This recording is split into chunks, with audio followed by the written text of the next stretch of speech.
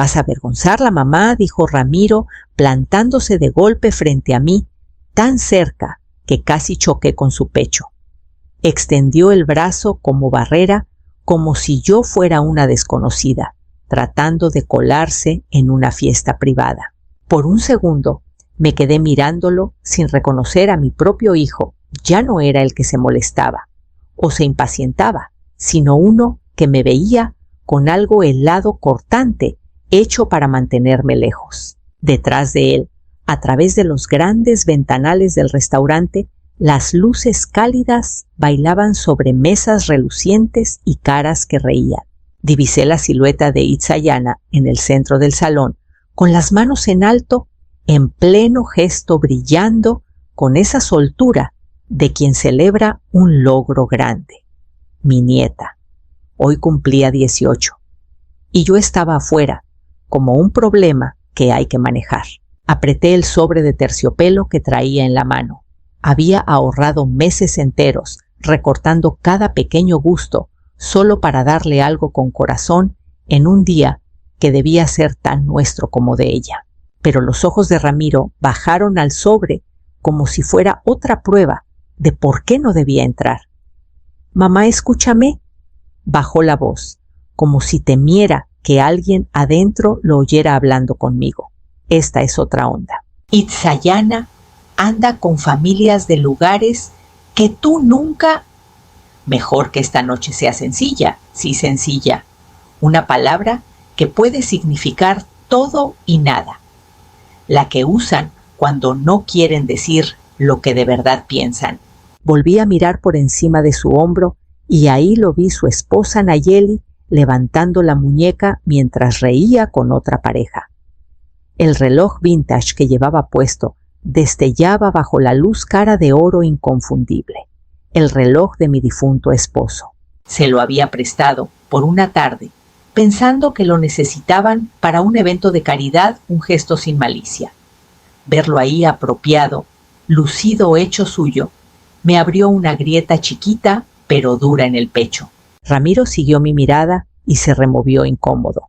«Le gusta cómo se ve», murmuró. «No hagas de esto un drama». La vergüenza me cayó encima, antes que el dolor. Primero en la garganta, luego en los hombros, luego por todo el cuerpo, clavándome al pavimento mientras la fiesta seguía sin notar que faltaba algo. Di un paso atrás, sintiendo el sobre apretarse contra mi palma, y traté de respirar mientras Ramiro echaba otro vistazo a la puerta, ya listo para escabullirse adentro como si la plática hubiera terminado. Y de alguna forma, aún parada ahí, supe que este momento era solo el principio de algo que ninguno de los dos podría seguir ignorando mucho tiempo. Intenté recordar cuándo empezó todo a resbalarse, cuando la voz de Ramiro dejó de sonar a hijo y se volvió la de un conocido educado.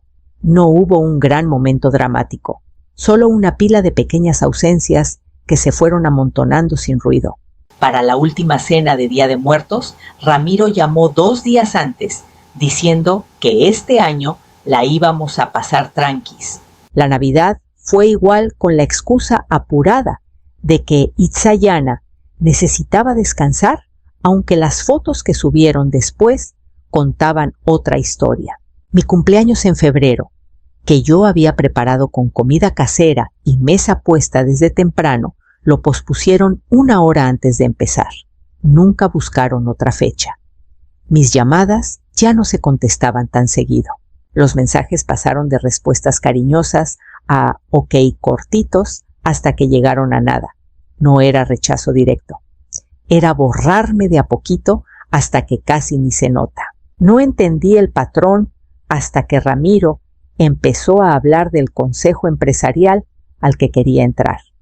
Lo decía con un hambre que hacía que la ambición se viera más filosa. Ese consejo valora tradición, linaje, apariencia. Premia a los que encajan en la foto y castiga a los que no. Poco a poco, mientras él se acercaba a ese mundo, las invitaciones a las reuniones familiares se fueron espaciando hasta que desaparecieron. Y aún así, durante todos esos años, yo di lo que pude. Cuando Itzayana batalló en la prepa, pagué calladita las clases particulares. Cuando la aceptaron en un programa fuera del estado, cubrí los pasajes, porque quería que sintiera el mundo abriéndose. Nunca llevé cuenta, lo hice porque la quería y porque su alegría alguna vez fue un lugar donde yo todavía cabía. Pero esa noche, parada afuera del restaurante, todo quedó clarísimo. No fue de repente, no fue descuido ni confusión. Era el resultado de decisiones tomadas durante meses, tal vez años, que Ramiro creyó que yo no notaría. Y mientras esa verdad se asentaba, llegó también la certeza de que aún me faltaba descubrir mucho más. Debía haber caminado directo al coche. Cualquiera con sentido común lo habría hecho. Pero algo en mí, un hilito terco, me mantuvo ahí, pegada a la pared lateral de la entrada, medio escondida detrás de una maceta. No estaba lista para irme, no todavía no sin entender cómo mi propia familia se había alejado tanto sin hacer ruido. A través del vidrio vi a Ramiro volver al brillo del comedor, ajustándose la cara como si borrara la mía. Al rato risas brotaron del grupo cerca de Itzayana. No reconocí a ninguno de los muchachos que la rodeaban, pelo impecable, accesorios caros, esa seguridad que da haber sido siempre bienvenido. Una de las chavas se inclinó con sonrisita. ¿Su abuela no es la que todavía anda en ese carrito compacto viejo? Otra metió baza. Hace tantas preguntas, parece que sigue corrigiendo alumnos. Mi mamá decía que era como archivista o algo así. No eran crueles a propósito como pueden ser los adolescentes cuando quieren herir. Eran descuidados, indiferentes, el tipo de indiferencia que corta más hondo porque ni siquiera vales lo suficiente para que te ataquen con intención. Luego entró la voz de Ramiro baja y tensa. Solo manténganla afuera. Esta noche tiene que salir perfecta. ¡Perfecta! La palabra me revolvió el estómago. Tan molesta era mi presencia que la perfección necesitaba que yo no estuviera allí, un paso atrás, decidida a irme de una vez, cuando un mesero se acercó al mostrador cerca de la ventana.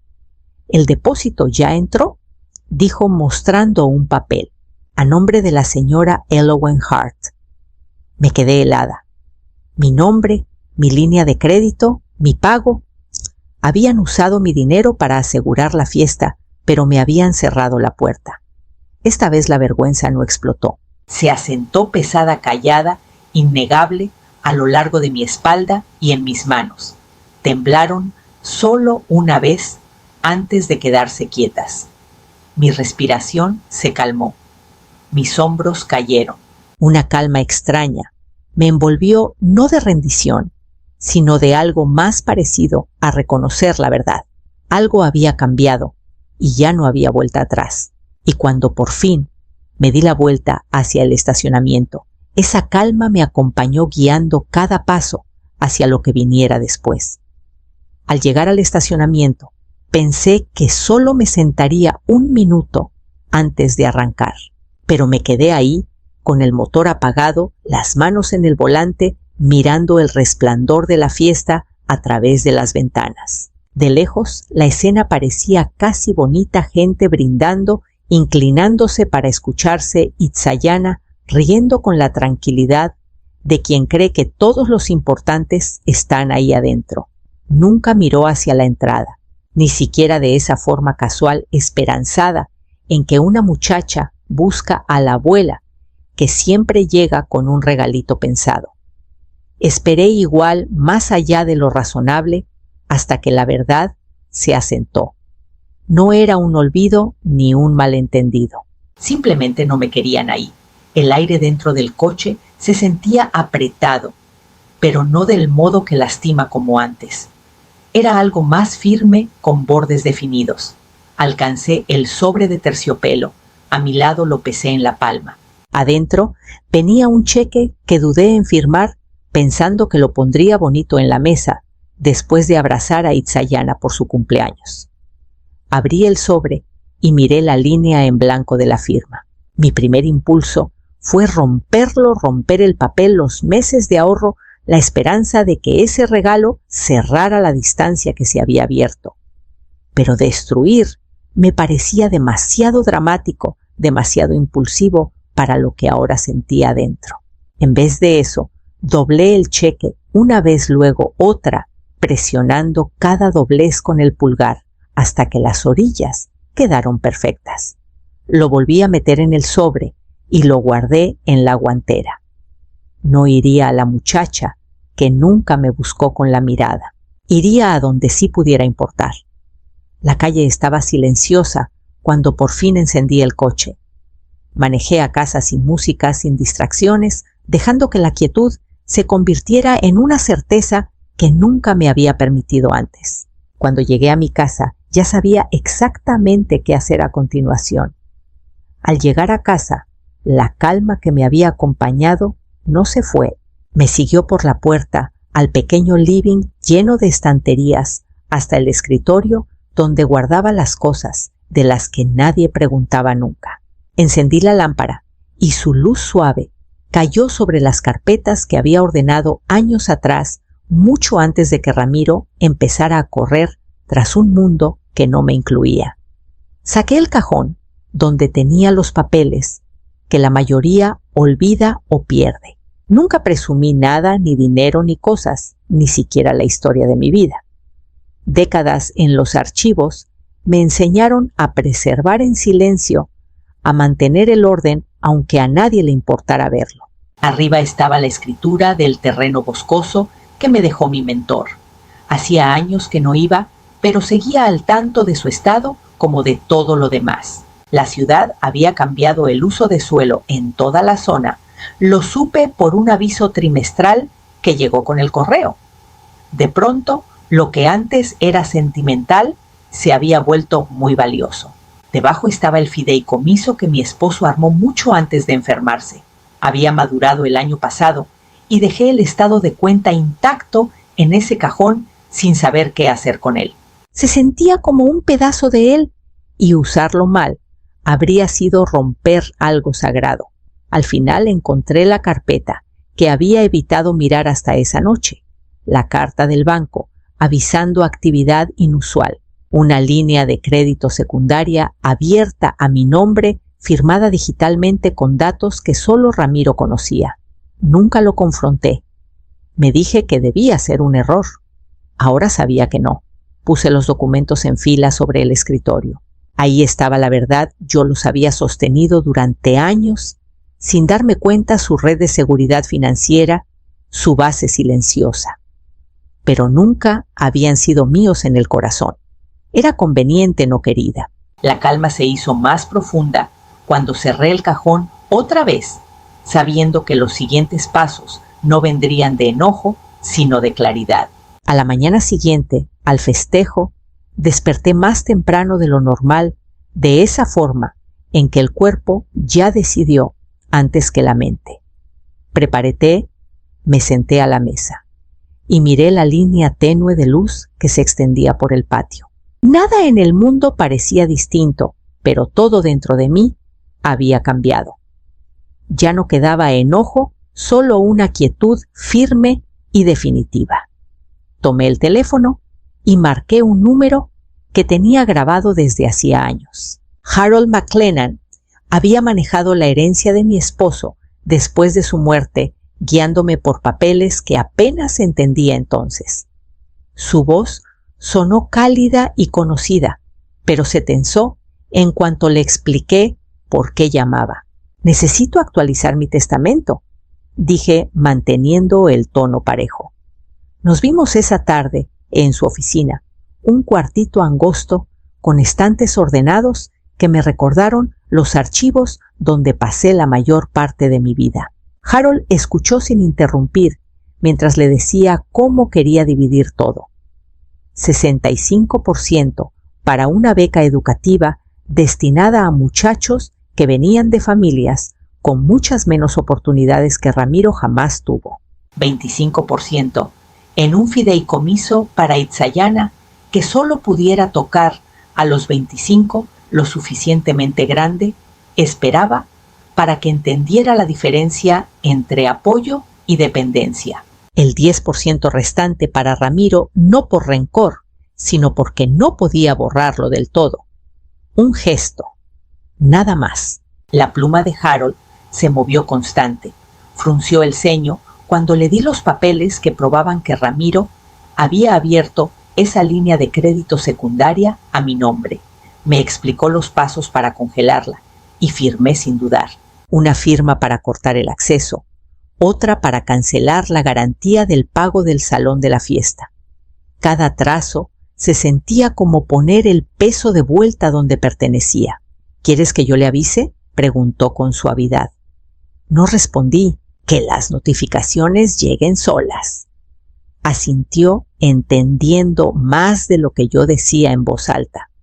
Cuando salí de la oficina, el sol ya bajaba y las farolas empezaban a encenderse una por una. Caminé al coche, sintiéndome más ligera que en años, sin saber que las ondas de mis decisiones ya se movían calladas hacia el mundo tan cuidado de Ramiro. La primera señal llegó discretita entre la cuenta de luz y un catálogo de jardinería. Un aviso del banco confirmaba que el congelamiento de la línea secundaria ya estaba activo, solo un trámite, pero sabía que su alcance iba mucho más allá del papel. Lo dejé a un lado sin darle vueltas. Mis decisiones estaban tomadas. Las consecuencias eran de otros. 2 días después, escuché el verdadero golpe mientras hacía fila en el mercado. 2 señoras cerca de la caja vestidas de oficina hablaban bajito, pero intrigadas sobre un proyecto que se cayó en la consultora Hart y Rowe. No las corregí con el apellido de Ramiro. No hacía falta. La plática pintaba claro, una junta con inversionistas cortada de golpe documentos sin verificar un flujo de dinero que se paró en seco. Ramiro siempre se había enorgullecido de controlar todo de la precisión de la imagen. Un traspié público, por pequeño que fuera, le dolería más de lo que admitiría. La siguiente onda me llegó por una conocida que jugaba tenis con Nayeli. Me detuvo afuera de la oficina de correos, dudosa pero curiosa. Oí que hubo un enredo con el salón del cumpleaños, dijo. Apareció un saldo pendiente en la oficina de Ramiro. Armó revuelo. Asentí cortés sin dar más. No necesitaba adornar la historia. La verdad camina sola. Para fin de semana, la tensión se veía incluso desde afuera. El coche de Ramiro apareció en mi entrada una mañana, pero dio reversa y se fue al ver el mío. Lo vi desde la ventana sin que me viera.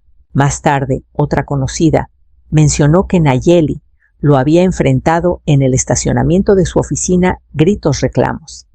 En los círculos, que tanto cuidaban la gente, nota las grietas más rápido que los éxitos. A través de todo, seguí con mis rutinas. Regué las plantas, cociné, ordené cajones y no contesté preguntas que no me hicieran directo. No busqué hacer daño. Solo me aparté y dejé que su propio impulso los llevara. Y aún mientras la tormenta se armaba a su alrededor, sabía que otra llamada todavía estaba por llegar. Pasaron casi 3 semanas para que el teléfono sonara con su nombre en la pantalla. Ya casi me había convencido de que no pasaría, de que el silencio entre nosotras se había vuelto permanente. Cuando contesté, la respiración de Itzayana tembló antes de que salieran las palabras. Abuela, lo siento tanto. Su voz sonaba más chiquita de lo que recordaba, sin esa confianza fácil que lucía en las ventanas del restaurante. Me contó que al fin había oído a sus papás discutir gritos que atravesaban las paredes. En la pelea se les escapó la verdad. Ramiro no le había dicho que yo había ido a la fiesta. En cambio, dijo que le mandé un mensaje a última hora, diciendo que no me sentía bien, que mejor celebraríamos otro día. Nayeli agregó su comentario diciendo que yo era una distracción, algo que podía sacarla del camino. El temblor en su voz se hizo más fuerte. Debí haber chequeado. Debí haberte llamado. Solo les creí. No sé por qué. Yo sí sabía por qué. Los hijos, no importa la edad, quieren confiar en sus papás. Y Itzayana, atrapada entre lealtad y expectativas, tomó el camino que hacía menos ruido. Me pidió si podía venir a verme. Sola, dudé no por enojo, sino porque el cambio dentro de mí en estas semanas era real. Cuando la gente te muestra la distancia que está dispuesta a poner, tienes que decidir con cuidado qué tan cerca los dejas después. Le dije que sí podía venir, pero que las cosas se sentirían distintas ahora. La confianza, una vez estirada, tanto no regresa sola.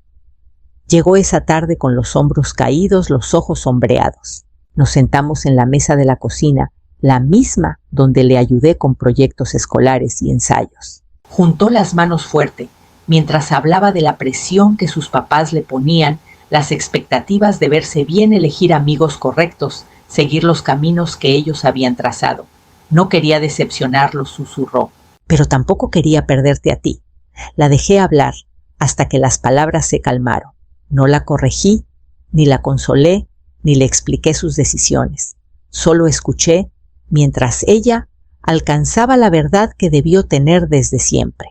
Y mientras su voz se afirmaba, sentí el contorno tenue de un nuevo comienzo que ninguna de las dos esperaba.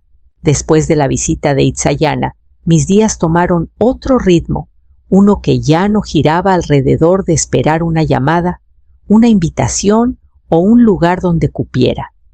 Por primera vez en años, empecé a planear para mí. Reservé un asiento en un tren costero hacia el norte, un viaje lento junto al mar, con una vieja compañera de los archivos.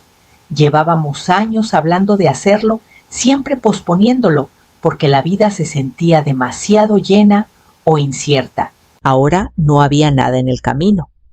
También me inscribí en un taller en el centro comunitario, una clase chiquita sobre restaurar manuscritos antiguos. El olor a papel viejo y los movimientos precisos de la conservación me supieron a una parte de mí que no sabía que extrañaba. Me reconfortaba sostener algo frágil y guiarlo de vuelta a la estabilidad, un acto que pedía paciencia, no sacrificio. Con la ayuda de Harold, terminé de armar la beca educativa a nombre de mi esposo. La fundación era modesta por ahora, pero lo suficientemente sólida para cambiar el rumbo de unas cuantas vidas jóvenes cada año.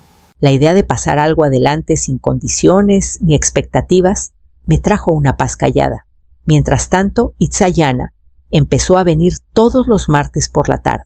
A veces platicaba, a veces solo se sentaba conmigo en el columpio del porche, las dos viendo cómo cambiaba la luz en el patio. Nuestras charlas no eran grandes revelaciones, eran suaves constantes, de esas que construyen confianza grano a grano. Me preguntaba por su abuelo, por mis años, antes de que naciera Ramiro, por las decisiones que tomé y las que lamenté. Respondí con cuidado, sin esconder nada, pero sin adornarlo tampoco. Ramiro llamó 2 veces en ese tiempo, con la voz atrapada entre frustración e incredulidad.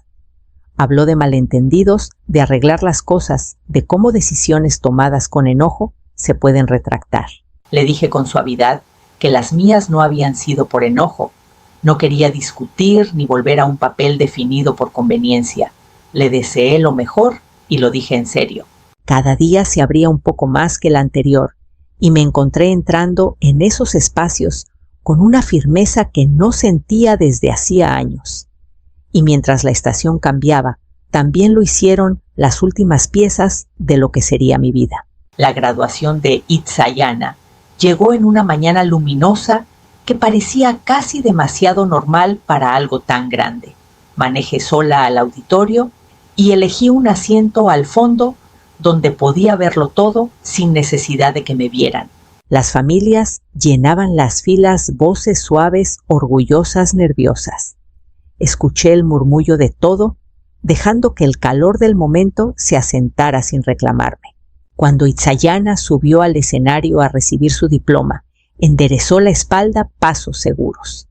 Por un instante vi a la niña chiquita que corría por mi patio persiguiendo luciérnagas y a la joven que había aprendido a buscar su propia voz. No buscó en la multitud, no lo necesitaba. Nuestra conexión ya no dependía de espectáculos. Al terminar la ceremonia, me quedé donde estaba, dejando que la gente se dispersara. Estaba por levantarme cuando escuché mi nombre. Itzayana vino corriendo hacia mí todavía con el birrete sonrisa abierta. «Aquí estás», dijo sin aliento. «Ven a conocer a mis amigos». Me tomó de la mano y me llevó entre los grupos de familias. Cuando me presentó, no bajó la voz, ni se removió incómoda. Se paró derecha. «Esta es mi abuela», dijo. «Ella es la razón por la que llegué hasta aquí». Sus amigos asintieron. Algunos felicitaron, otros preguntaron por sus planes de universidad. Su amabilidad no era exagerada. Era sencilla, real. No sentí necesidad de llenar el espacio con más palabras. Detrás de ellos, más cerca de la salida, vi a Ramiro y Nayeli. Se quedaron al borde de la multitud, mirando pero sin acercarse. La cara de Ramiro era indescifrable, hombros rígidos. Nayeli apartó la mirada primero. No sentí enojo al cruzar sus ojos un momento solo. El reconocimiento de que algunas distancias no se cierran solo con esfuerzo. Cuando Itzayana fue arrastrada a una foto grupal, salí al silencio de afuera. El aire se sentía más ligero, como si la mañana hubiera abierto una puertita que no esperaba. Caminé al coche con una firmeza que reconocí como mía, algo ganado no regalado. Y al encender el motor, entendí que el camino adelante ya no se sentía como algo que necesitara permiso para seguir.